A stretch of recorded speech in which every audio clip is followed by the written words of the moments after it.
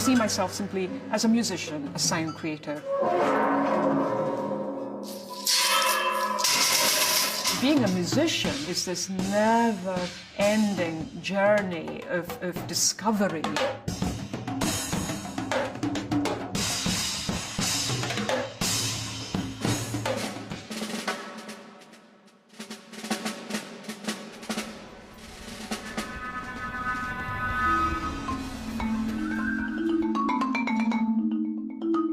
This was the start of an exploration that really allowed me to take the hearing aids off and use the body as a huge ear. I love collecting instruments.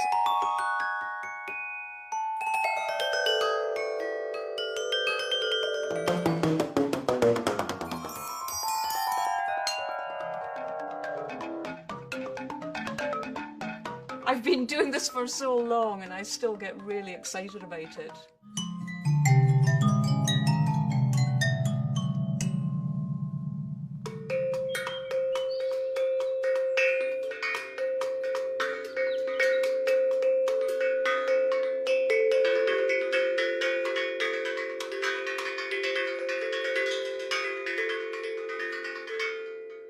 Well, I moved to this house about 20 years ago, and I was living in London about 10 years prior to that. And of course, my collection of instruments was growing and growing, and I couldn't actually afford to live in London. And so the whole operation of functioning as a solo percussionist was really quite tedious. I just really liked the character of the house, but also this is a really quiet environment. So it's a great contrast to my work, which is often in busy cities and towns and things like that. It's a great kind of creative environment to be in. You can see that this new addition to the instrument collection is something quite special. This is called an array imbira. And I've got to work out how to play this. So that's the fun thing about percussion, is that there's always something, you know, amazing to explore, but it's just...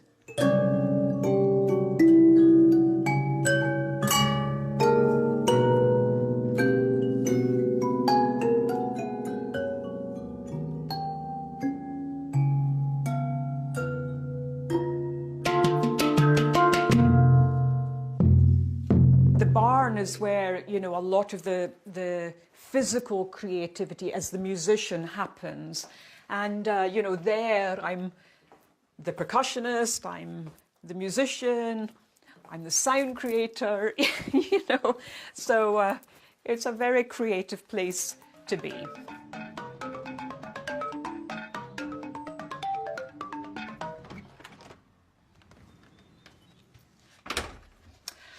Well, this is the studio. This is where it all happens, all the hard work and the exploration, the creativity, the experimenting, all sorts of things.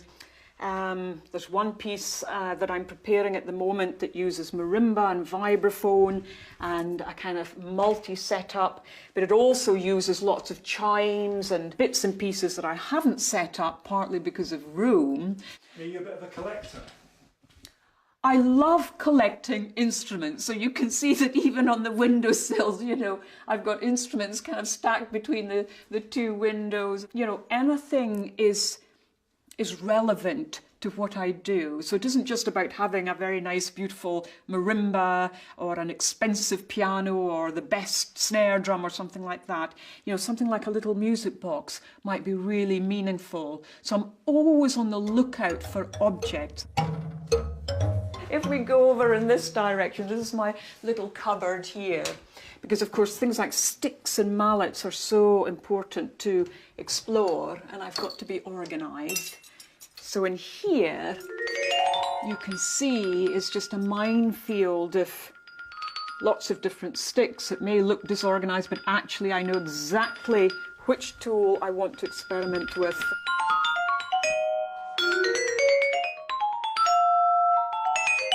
The piece that I'm preparing at the moment, View from Olympus by John Sathis, is to be performed in New Zealand, actually. The pianist and myself will meet up for the first time, and hopefully the chemistry will be good, and then come together with the orchestra thereafter. What I'm trying to achieve here is, first of all, to detect whether these mallets are right for the piece. But in order for me to do that, I have to imagine the type of hall that I'll be playing this piece in.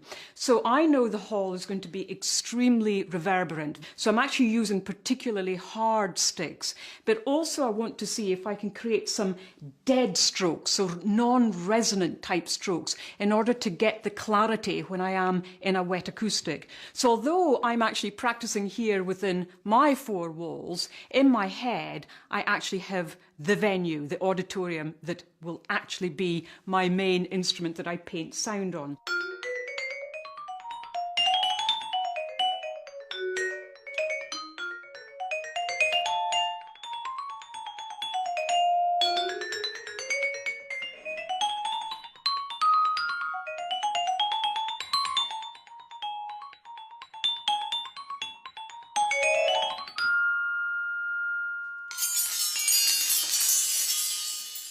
I was born on a farm just north of Aberdeen with two brothers, older brothers. It was an idyllic childhood, and you can imagine we experienced the seasons, a lot of outdoor activities.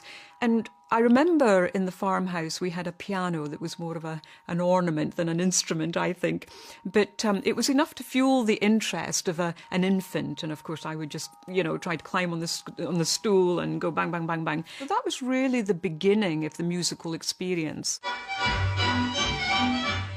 My father, before myself and my two brothers were born, used to play in a dance band. He played the accordion. But he never played it in front of us at all, and I used to pester him to play, but he wouldn't do that, so we never had the experience of seeing him perform. My mother, on the other hand, she could read music, and she played in the local church each Sunday, but she wasn't really musical as such. But nevertheless, once they realised my interest in music, they really encouraged that as much as possible. I remember when I was 12 years old and I went to Ellen Academy, which is a big secondary school, and I saw the school orchestra play, and I was completely inspired, and I thought, I want to be part of that. And I looked around and I thought, maybe not strings, not winds, not brass, but percussion looks quite interesting. So I asked to have lessons. And I just simply discovered that the chemistry between myself and percussion was really, really good.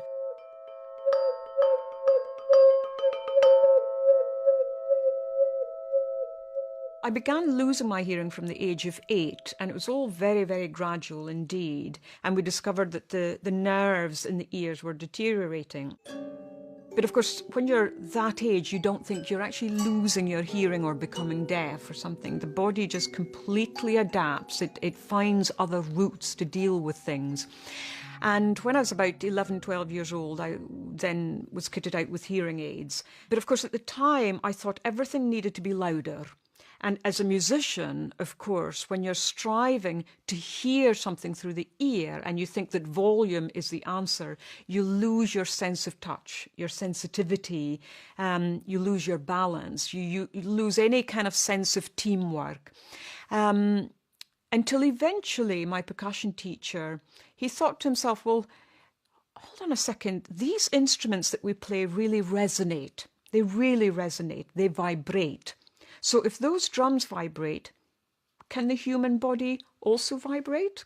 Can it perceive vibration if we pay attention? This was the start of an exploration that really allowed me to take the hearing aids off and use the body as a huge ear.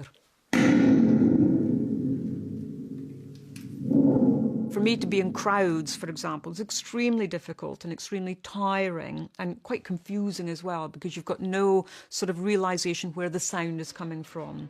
When I'm with an orchestra, however, if I'm a soloist with an orchestra, you might think, well, that's the same kind of thing. The difference is that you've learnt the music from the full score, so you're expecting the trumpets to play there or the basses to play there or whatever it is, so that's all worked out beforehand. When I communicate with my fellow colleagues, it's mainly through email, through text, through Skype, you know, everything is visually done. So are you lip reading me just now, or? Yes, it's a combination. I mean, because I'm now familiar with you and I'm expecting you to speak, that I'm expecting to hear something as well. But it's all down to lip reading and being familiar with the type of sound that you produce.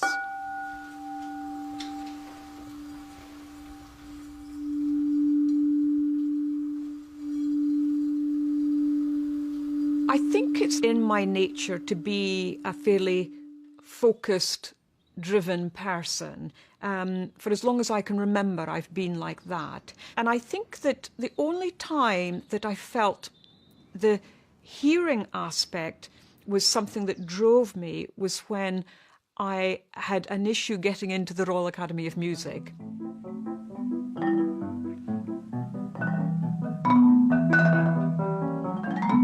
Evelyn Glennie from Aberdeen, she's 18, is a second-year student who logically shouldn't have been here in the first place. She was even advised not to apply. When her form actually arrived, it was taken right to the top, to the principal, that here's a girl wanting to come to the academy who's actually deaf. And we had, I think, what can only be described as a row over this, because there was a feeling that, you know, it really wouldn't be responsible actually to even take her here, because she would not be able to make a career as a musician because she was deaf. I felt very strongly, and I know lots of my other colleagues did, that we should at least hear her play, meet her, and see whether she could fit in. All I ever asked for was a chance to prove that I could be a musician. When the letter came from the Royal Academy of Music, it was certainly the happiest day of my life. And it meant that I could play music 24 hours a day. That's all I ever wanted to do. When I started percussion and during my teens, I wanted to be the best percussion player I could possibly be.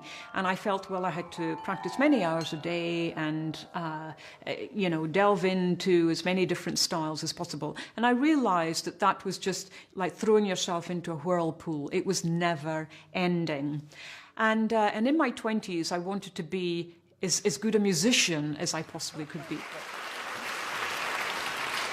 My final guest would be remarkable by any musical standards anyway. At 18, she received the highest award of the Royal Academy of Music, Her Majesty's Commendation for All-Round Excellence. The year before, she won the Shell LSO Scholarship for Timpani and Percussion.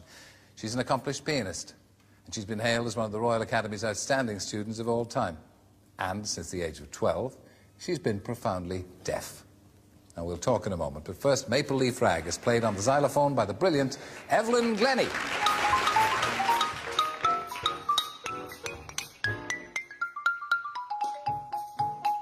Did you learn any music before you lost your hearing? Do you know what music sounds like? Sure. I began the piano when I was 8 and percussion when I was 12, and I'm 20 now, by the way. Yeah. I'll stop telling people my age when I'm 21. Yeah. But I stopped about then as well. I stopped doing it about then as well. Really? Yeah. Well, that must have been a good while ago. Yeah.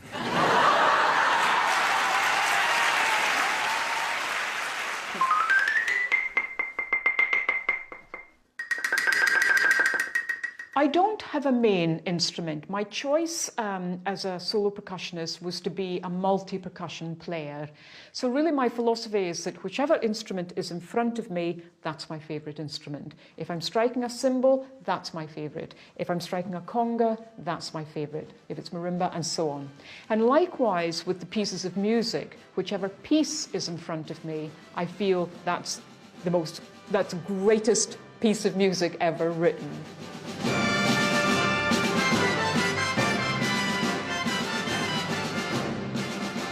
If I look back in my career, it's often hard to pick out certain concerts that are pivotal because, you know, a career is built on building blocks, it really is.